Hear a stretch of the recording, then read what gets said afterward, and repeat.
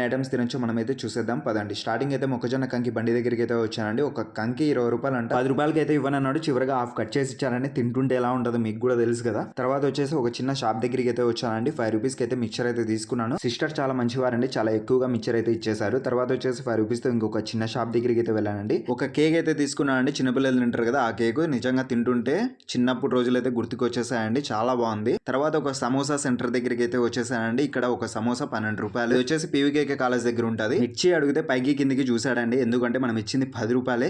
తర్వాత ఇంకొక చిన్న షాప్ దగ్గరికి అయితే వెళ్ళానండి. ₹5 తో ఒక హల్వా అయితే కొనడం జరిగింది. ఇంకా మన దగ్గర ₹15 మాత్రమే ఉంది. హల్వా తింటుంటే నిజంగా చిన్నప్పుడు రోజులు తెగ గుర్తుకు వచ్చేస్తున్నాయండి. చాలా బాగుంది. తింటూ అలా వెళ్ళాను. తర్వాత వచ్చేసి ఒక ఐస్ క్రీమ్ అయితే కొన్నానండి. ఇది వచ్చేసి ₹10 అంట. వీళ్ళు వచ్చేసి యూపీ నుంచి వచ్చారు. వేరే రాష్ట్రం నుండి వచ్చిన వాళ్ళు చాలా బాగా బతుకుతున్నారండి. ఇక్కడ ఉండి మనం ఎందుకు బతకట్లేదో నాకైతే అర్థం కావడం లేదు. మీకు అర్థమైతే కింద కామెంట్ చేయండి. ఒకరికి సహాయం చేయాలన్న సంకల్పం ఉంటే చాలండి. సహాయం అనేది చిన్నదా పెద్దదా కాదు.